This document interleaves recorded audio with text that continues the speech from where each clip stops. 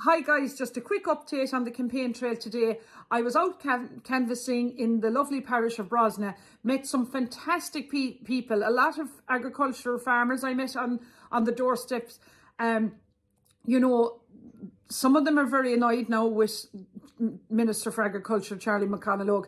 They're saying like their single farm payments are late. One guy, I had to write to the Department of Agriculture and say like he's shortchanged €4,000 less than the previous year for his farm payments. And, you know, I said like, while this may be an oversight on the government's Department of Agriculture's department, this now needs to be put into his bank account. You know, this man is under serious pressure. He's co-op bills to pay. He's to pay for extra fodder for his cattle. You know, his suckler cattle, right? And I said, God, isn't it an expensive hobby? Like, because they're not making money, farmers. You know, this year has been unbelievable on them with the weather and everything. And we need to lift the cap now on farming. You know, there's too much red tape. There's too much bullshit. Like, farmers can't put out slurry in such days and such times of the year. And yet, this rainfall and their septic tanks are overflowing. What do they expect, like, farmers to do? So, look, I'll be your voice, farmers in rural North Kerry. So, if you want me to, you know, address any concerns for you, I'd be more than happy to raise them with the Department of Agriculture for you. So just email me at info@michellekeane.ie. Another thing that's, you know, I'm, you know, just cropped up, I'm thinking, why are farmers paying huge membership to the IFA? Like, who is actually standing up for farmers? Because as far as I can see, nobody is. And yet there's memberships, you know, the gravy train memberships, as I call them, for everything. And nobody's actually fighting their corner. So, you know, we need to put pressure on our TDs that are in power. And, you know, they need to be the voice as well for farmers, you know, in the Dáil. And help farmers out. Because they're the backbone of, you know, of the economy in the, you know, and if we depend on farmers for everything, for food, produce, everything. If the farmer is down, the country is down. That's my opinion. There's a new independent candidate by the name of Natalia Krasninkova. She's running as an independent in Killarney. And look, in my opinion, no other country in the world could you do this without having citizenship. Look, what does this government expect now? In my opinion, there's over 3,000 Ukrainians registered over the age of 18 to vote in the local elections. And, you know, I personally myself, right, I've huge respect for anyone that puts their name on the ballot paper.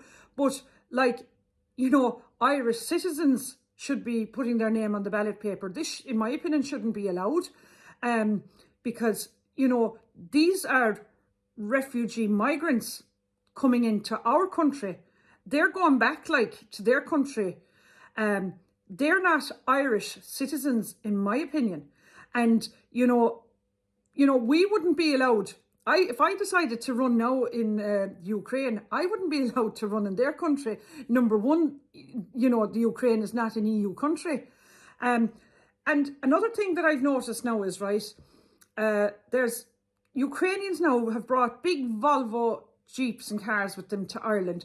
And I've noticed now that, you know, particular cars, you know, from the Ukraine are driving around Castleisland and Tralee roads with the Ukraine number plate on them for the last number of months. Now, if you bought a car in the north and you had the English plates on it, you wouldn't belong in Garvey's car park when the customs would come in and seize your car if you hadn't, you know, paid your tax on the car and all this. So, like, it's one rule now for Ukraine cars driving in Ireland, in Irish roads, and one car for the Irish people driving in roads. I also noticed that Sharon Keoghan was on the Niall Boylan show, and you know, he asked her, you know, did she agree with, like, have Ukrainians having a right, you know, or migrants having a right to vote in Ireland? And she said, yeah, everyone should be allowed to vote. Well, now, in my opinion, only Irish citizens should be allowed to vote in our country. But look, what do people expect now? You know, they haven't closed down the borders, right? The borders are still open. There's tents all over Dublin City. You know, they want to get them out now and get them into the country and down to places like in Kerry and everywhere. But like, we need to close the borders now, guys. This EU migration pact now, there isn't one mention about it this week. It's like, you know, we'll quieten it down now, guys. But like, I keep harping back to now, what, in my opinion, what bribes are all these government TDs and ministers getting? You know, because they're all now singing off the same hymn sheet. You know, we need to investigate now. Why are none of them standing up to this government and, like, you know, walking out of this parliament? Because the gravy train now has to stop. Has to stop. Like, how can they all, like, I mean, I've asked myself this many times. How can they all be singing off the same hymn sheet? They all go quiet. It's like, you know, we'll say nothing now, guys. We'll keep it quiet now for a few more days. And, you know, the Irish still have forgotten about it. We're not, as Matthew McGrath says, we're waiting in the long grass, you know. And this cobbled together government need to get out. Look, guys, immediately, every day, every second of every day that they're in power, they're doing more destruction. And we need to stop. Look at Stephen Donnelly, our Minister for Health. He's already now after confirming that he will spend 50 million euros to develop a HSE model for the refugees and migrants' healthcare system. Now, what about the Irish healthcare system? Like, rewind back now to pre-COVID. Just before COVID happened, Jesus, the Irish healthcare system, every day on the news, disaster, how much more like we needed to spend on it and all this. And now there isn't one concern about the Irish people and the healthcare system. It's all about the EU migration system. And nobody seems to give one damn now about the Irish people. Like, it's actually sickening. You know, I met one gentleman today and I said, on the campaign trail, and I said, what are you doing? Do you know what you do for a living? He goes, I do nothing. He says, and you know, I started laughing.